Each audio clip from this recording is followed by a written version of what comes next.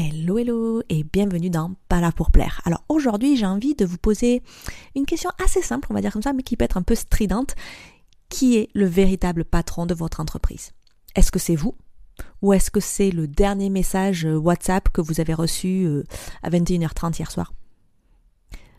Vous avez créé ce business pour être libre, n'est-ce pas? Pour ne plus avoir de compte à rendre à personne. Et pourtant, vous avez l'impression d'être devenu la concierge de luxe de vos propres clients. Vous dites oui à tout. Oui pour décaler une séance à la dernière minute. Si, je vous vois. Oui pour rajouter une petite option gratuite à votre devis ou rajouter une ligne, quoi. Ou oui, peut-être pour répondre à cette question vite fait en DM Instagram alors que vous ne répondez pas normalement à vos clients sur Instagram. Peut-être que vous répondez tout simplement à des messages pendant que vous êtes à table avec vos enfants. Vous pensez que c'est de la flexibilité peut-être. Vous pensez que c'est du bon service client. Moi, je vais vous dire que c'est ce que c'est réellement. C'est un suicide financier et surtout énergétique. Chaque oui que vous donnez par peur de décevoir est un non massif que vous infligez à votre rôle de CEO, à votre santé et à votre rentabilité réelle. Dans cet épisode, on va opérer, parce que j'aime bien ça, on va sortir du brouillard et définir vos 3 zones de frontières vitales. Votre calendrier, votre communication et surtout vos clients, parce que c'est tout lié. On va transformer votre usine à gaz, comme j'aime bien dire, en une forteresse minimaliste. Alors, posez vos téléphones, arrêtez d'être gentille et commencez à être une dirigeante. Ok? On commence, c'est parti. Alors, le premier problème des prestataires de services que je vois, des business même créatifs, même pour tout le monde, je pense, c'est que leur calendrier ressemble à un gruyère. Des rendez-vous éparpillés partout, des trous de 30 minutes entre 2 appels où vous n'avez même pas le temps de respirer et encore moins de réfléchir. C'est ce que j'appelle le mitraillage cognitif. Voilà, j'en sors des trucs. Votre cerveau passe sa journée à changer de fréquence. Résultat, quoi? Vous finissez vos journées essorées avec l'impression de n'avoir rien fait d'important. Et ça, c'est le pire. Pourtant, vous avez travaillé 10 heures. Pour passer au modèle de la CEO de 5 heures, mon petit modèle que j'adore, votre calendrier ne doit plus être une suggestion. Il doit être une loi que vous décidez, ok? Alors voici comment on structure une semaine de dirigeante, c'est mon point de vue mais je vous le donne. La première chose, c'est le découpage chirurgical, vous l'entendez toujours ce mot, j'aime bien le répéter. On arrête de mélanger la création et la gestion. C'est 2 choses différentes. Vous devez avoir des journées thématiques. Le lundi, c'est votre journée CEO, stratégie, finance, etc. Et le mardi, jeudi, par exemple, c'est le delivery pour vos clients. Le mercredi, qu'est-ce que ça pourrait être? Ça peut être votre deep work. Pas d'appel, pas de bruit. C'est là que vous créez vos actifs. C'est là où la création va se libérer. Ok? Donc, là, je vous ai dit lundi, mardi, mercredi. Bon, voilà, ma semaine, moi, un peu comment je la divise. Mais c'est à vous de voir. Vous pouvez le faire en demi-journée, d'accord? Mais de découper tout ça et de savoir combien d'heures vous donnez à chaque zone, ça va vous changer la vie et ça va changer la vie aussi avec la communication, vos clients, etc. Parce que quand vous voyez que tous vos blocs clients sont remplis, on passe à la semaine prochaine. Ok? Donc, la deuxième chose, c'est la métaphore de la boutique. Qu'est-ce que je veux dire par là? Imaginez que vous entrez chez une grande marque. Même une petite heure. Est-ce que vous imaginez pouvoir entrer à 3 heures du matin juste parce que vous avez une urgence? Nope. Les horaires sont affichés sur la porte. Alors pourquoi votre business n'a-t-il pas de porte fermée ou ouverte quand vous êtes ouvert? Si vous ne définissez pas vos heures d'ouverture, vous envoyez le signal que votre temps est un libre service gratuit. Voilà. Vous n'êtes pas un Carrefour Express les filles là. Et la troisième chose, c'est les zones tampons. Si vous vendez des VIP Day ou du coaching ou d'autres prestations, que ce que vous faites, ne collez jamais vos séances. Prévoyez 30 minutes de battement. Pour boire de l'eau, pour marcher, pour clore le dossier mentalement. On ne gère pas une entreprise en apnée. Donc votre calendrier, c'est l'outil numéro 1 de votre santé. Si vous le laissez à la merci des autres, vous cannibalisez votre propre zone de génie. Donc on ne mélange pas création et gestion. Ensuite, parlons de votre charge mentale. Pourquoi avez-vous 6 canaux de communication différentes? Email, Slack, WhatsApp, DM Instagram, Messenger, je ne sais pas ce que vous avez. Vous êtes en train de créer un standard téléphonique mondial dans votre poche, quoi. Le problème, c'est que vous avez habitué les gens à avoir une réponse en 5 minutes. Vous avez créé un monstre. Une CEO ne répond pas ASAP. Vous connaissez cette expression? C'est dire as soon as possible, de suite. Une CEO, elle traite l'information de manière stratégique. Donc, la première chose pour moi dans cette catégorie-là, c'est le canal unique. Dans le système 5 heures que je mets en place, on centralise tout.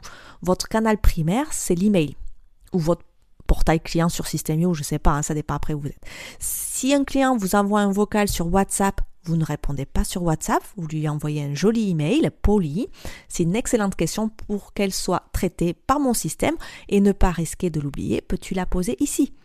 Si c'est l'inverse, par contre, si vous utilisez WhatsApp, qu'on vous envoie des emails, hop, vous renvoyez sur le canal.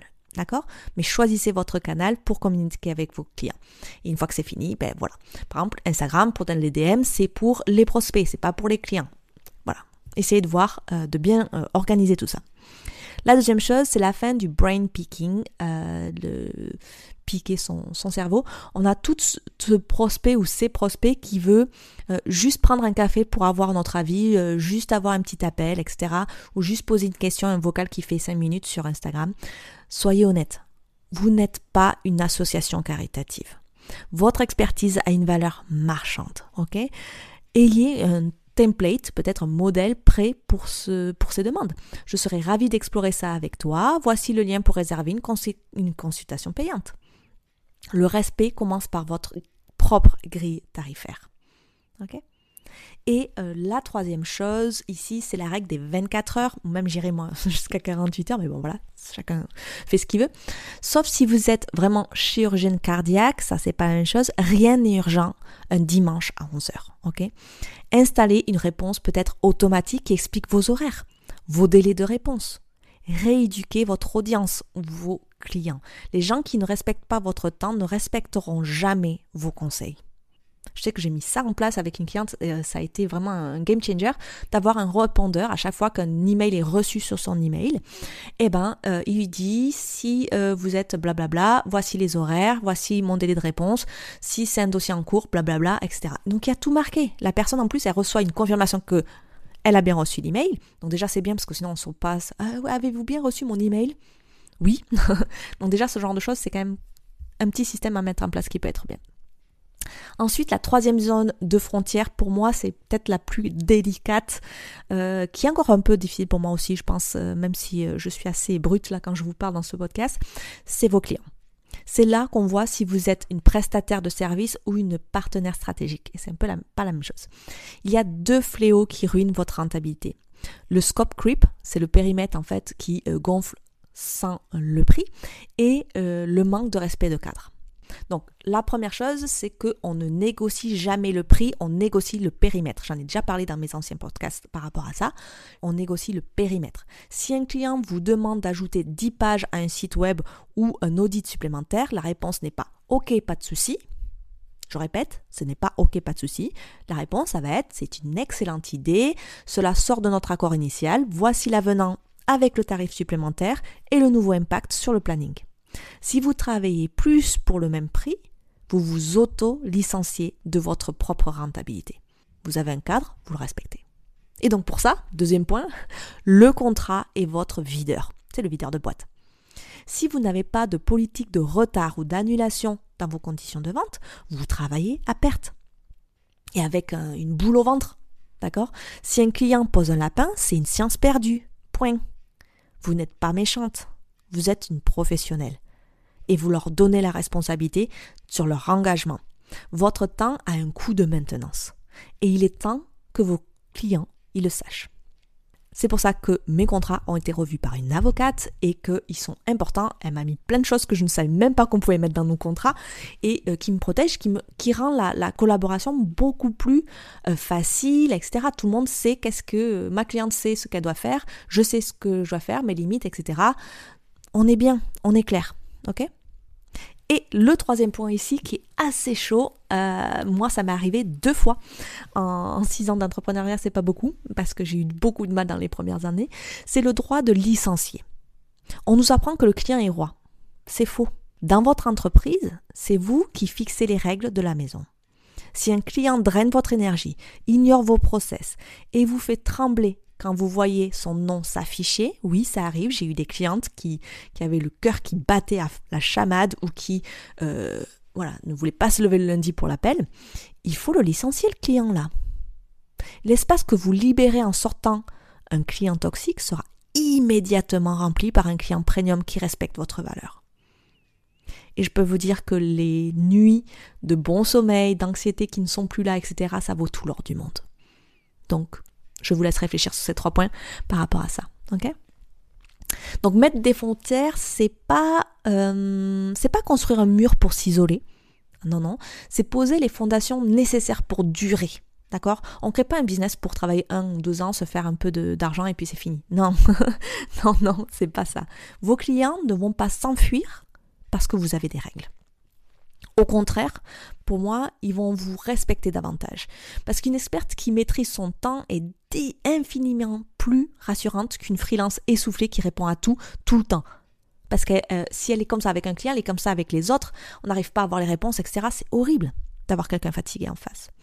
Si aujourd'hui, vous sentez que votre business est devenu une usine à gaz, si vous avez peur de votre boîte email, peut-être, je ne sais pas, et que vous n'avez plus de vie le soir ou le week-end, il est vraiment temps d'arrêter l'hémorragie là. Vous ne pouvez pas automatiser un chaos. Vous devez d'abord poser un diagnostic, vraiment. Tant que vous ne savez pas où c'est que ça saigne, vous ne pouvez pas faire quoi que ce soit, ok ? Donc c'est pour vous aider à faire ce premier pas que j'ai créé l'audit des 3P. C'est un outil complètement gratuit qui vous permet en ce moment une quinzaine de minutes, on va dire comme ça, d'identifier exactement ce qui vous vole jusqu'à 15 heures par semaine. On va passer vos personnes, vos processus, vos projets, donc les 3P, au scalpel pour comprendre où part votre énergie. Je vous y partage aussi, bien sûr, en bonus, l'outil mathématique parce que j'adore ça, que j'utilise pour découvrir la réalité brutale de votre taux horaire net. Ouais, ça fait mal ça, généralement. Parce que votre chiffre d'affaires, il ne sert à rien s'il ne reste qu'un SMIC à la fin du mois que vous avez payé dès que vous avez payé vos 15 abonnements logiciels et l'URSSAF, quoi. J'ai utilisé cet audit pour reconstruire mon business après mon urgence médicale en 2026, début 2026, et c'est ce qui m'a permis aujourd'hui de tenir ma règle des 5 heures par jour. Donc je vous le mets à disposition, d'accord ? Si vous êtes prête à identifier vos fuites d'énergie invisibles et à reprendre des commandes de votre temps, le lien il est juste en dessous dans la description. Voilà. Donc arrêtez de plaire à tout le monde, commencez par vous plaire à vous-même et bien sûr, à votre compte en banque, hein, voilà. Et on se retrouve dans le prochain épisode. À la semaine prochaine. Bye!